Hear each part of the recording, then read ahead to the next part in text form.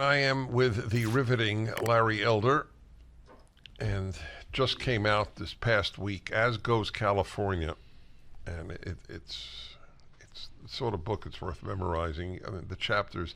Let me read to some of the chapters. What my parents gave me, another routine, spectacular play, the line that Tom Sowell gave to you. Right. California's long slide downhill, what I learned from my campaign. As goes California, the real problem is liberal governance. The black face of white supremacy? Oh my God, yeah. I quoted that despicable columnist at the LA Times. Yeah, her name is Erica D. Smith. And when I came back to radio to fulfill my contract, I had 2 months left to go, Dennis. I invited her on the show. Oh, the chances of shockingly, she declined the offer. They never debate. A handful do. I know I always get letters, well, so-and-so will write. 95% won't debate. They will only smear. I've invited Al Sharpton on the radio show over the 30 years I've been on radio. Right. Maybe 100 times, won't come on. Jesse Jackson about 100 times, won't come on. Louis Farrakhan about 50 times, won't come on. Maxine Waters won't come on. Dennis, when you and I were at another station, Gloria Allred used to have a 2-hour show. In those days, they programmed in a kind of bizarre way, because she's so left-wing, you would never find a left-wing person on a station with a conservative host today, but in those days you did.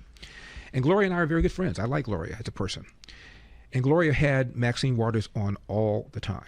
I said, Gloria, would you please ask Maxine Waters why she won't come on my show?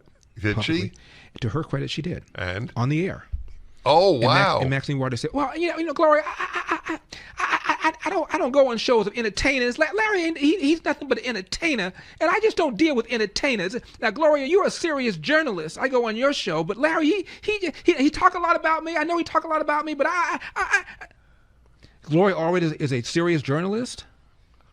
I'm an entertainer. Oh my God. By the way, I met her finally in D.C. at the House lunch area. David Dreyer invited me, and Maxine Waters. That is so typical. David Dreyer. Maxine Waters is the great peacemaker. Walks in, and I said, David, can you take me up there and introduce me to Maxine Waters? He said, sure. So we walk up.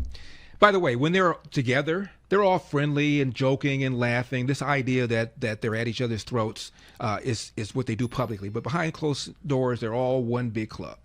So walks up to her, and she's talking to somebody else. And she sees me out of the corner of her eye. So she ignores me for a very uncomfortably long time as David and I are standing there. Finally, she turns, and David says to her, Maxine, this is my friend Larry Elder. Larry wanted me to meet you, and Larry, this Maxine, this is Larry. I said, Congressman Waters, it's really nice to finally meet you.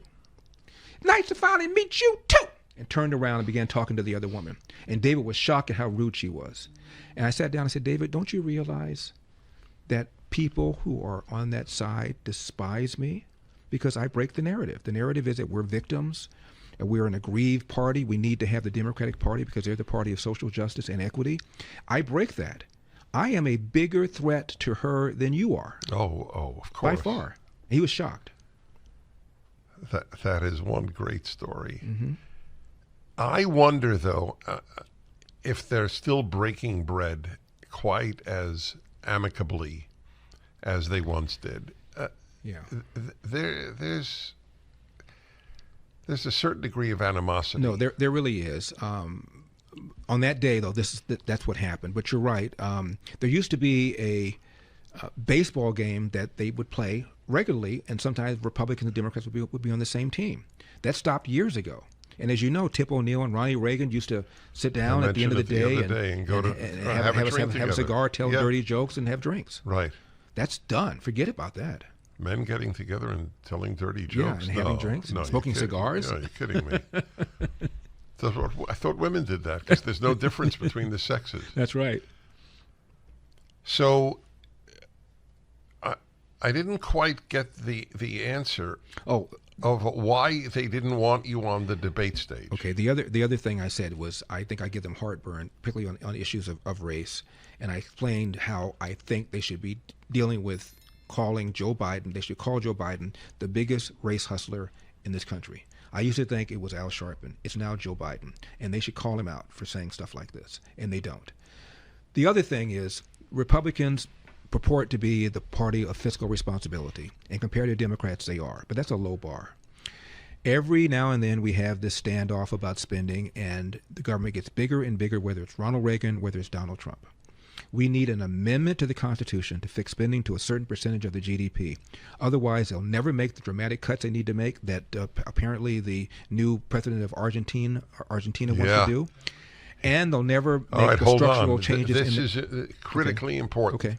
The book, As Goes California by Larry Elder,